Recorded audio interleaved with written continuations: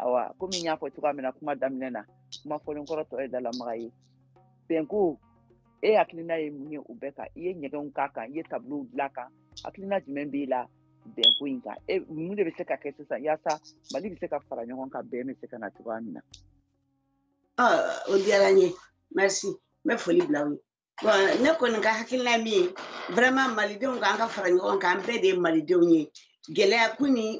nafa t'a la kɛlɛ ni nafa t'a la an k'an bolo di ɲɔgɔn ma an bɛɛ ka kɛ kelen ye an ka lutter ka Mali de sankɔrɔta sani an ka kɛ kɛlɛ ye ɲani ɲɔgɔn cɛ donc kɛlɛ gɛlɛyaba bɛ musow de kan muso ni denmisɛnninw muso ta ye fan bɛɛ ye parce que an denw de bɛ taa kɛlɛyɔrɔ la an denw de bɛ to a la donc denmisɛnninw de fɛnɛ bɛ to faratɔya la an bolo a ka gɛlɛn donc vraiment ne bɛ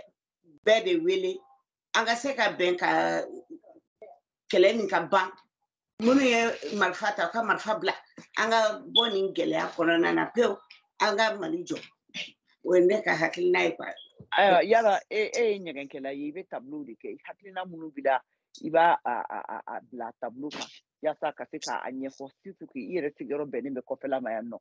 y'a dɔn o bɛ i bolo lobiba de ye yala e kɛlen bɛ ka hakilina bila sen kan i bɛ ka ɲɛgɛn kɛ nin taabolo in kan wa. Awɔ n bɛ ka ɲɛgɛn k'a kan hali ye ɲɛgɛn dɔ kɛ yɛrɛ o ye Mali hymne national ye donc an ka kɛ uni de ye pour Mali ta kan n y'o ɲɛgɛn kɛ ka ban donc n bɛ ka dɔ wɛrɛ fɛnɛ préparer la kɛlɛ in kan kɛlɛ ka ban cogoya min na an ka kɛ kelen ye n bɛ k'o labɛnna an ka kɛ uni ye ka nin ban et puis o don n'Ala sɔnna a ma n dalen b'a la k'o don bɛ na Ala k'o k'an ye n kɔni hakili b'o kan k'o kɛ. Ayiwa e bɛ se ka mun de fɔ sisan bɛn yɛrɛ ladilanni kan mun de ka kan ka kɛ concrètement rapidement. Min kan ka kɛ pour que ka bɛn nin nati yan ne yɛrɛ bolo c'est très simple marifatigiw ka minnu bɛ marifa ta la u k'a da an bɛɛ ye maliyɛn ye u ka na an ka bɛn an ka jɛ ka Mali jɔ donc k'a yira faamaw la an b'u kɔ an bɛɛ ka bɛn u fana ka sɔn an ka bɛn o de ka di ne ye ne bolo n'o kɛra olu mana da sisan kɛlɛ bɛ da donc ne yɛrɛ bolo ni kɛlɛ ni terrorisme ni bɛɛ bɛ ban donc u ka na dɔrɔn u kana fara Mali u ka kɛ république du Mali ye an bɛɛ ka kɛ kelen ye o dɔrɔn de don n'o kɛra sisan n'o ye kɛlɛ da dɔrɔn kɛlɛ bɛ ban. Awa komi i sigilen bɛ kɔfɛ yan nɔ an y'a fɔ cogoya min na wagati jumɛn i bɛna exposition kɛ sisan ka kuma nin kan k'a yira diɲɛ mɔgɔw la k'a fɔ ko gɛlɛya bɛ Mali kɔnɔ mais bɛɛ kan ka wuli ka malidenw dɛmɛ yala o bolodalen b'i bolo wa. O yɔrɔnin dɔɔni bɛ n bolo muso ka parti belebeleba b'a la parce que muso de bɛ éducation kɛ ni muso de bɛ se k'u cɛw fana dɛmɛ ka segin kɔ ka kɛlɛ ban parce que ni muso sɔnna muso b'a yira cɛ la ni aw bɛ ɲɔgɔn den fɛ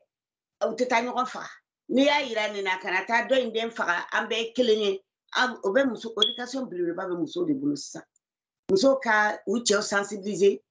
ka denw fana éduquer ka taa dans le sens ka kɛ ɲɔgɔn fɛ u kana nata foyi la ka kɛ ɲɔgɔn fɛ u kana ɲɔgɔn faga donc kɛlɛ bɛ ban fɛn bɛɛ fana bɛ départ ye muso ye muso ɲɛ kan. Ok kumakan laban jumɛn bɛ e bolo sa k'a lase faamaw ma rapidement. Ne ka kumakan laban ye min ye faamaw u ka comme u bɛ population lamɛnna ka ban u k'u jija hali bi ka taa o sira fɛ awa min ye côté faamaw ta dɔw ninnu ka sɔn an bɛ laban ka yafa de ɲɔgɔn ma u ka na dɔrɔn an ka yafa ɲɔgɔn ma ko ka ban ne bɛ mɔgɔw wele faamaw wele o la n'u nana olu fana ka kɛ yafabaga ye an ka nin ko ban. Ok an ka foli b'i ye nin bɛna dansigi kɛ an ka bi jɛmukan na an ka bi kɛnɛ nin na kɛnɛ nin kɔnɔna la an ye Asitan Ture de bisimila ale ye ɲɛgɛnkɛla ye a sigilen bɛ Philadelphie yan nɔ Mali a bɛ jate diaspora musolamɔgɔ fɛ muso kunba don awa a k'an bɛn waati wɛrɛ.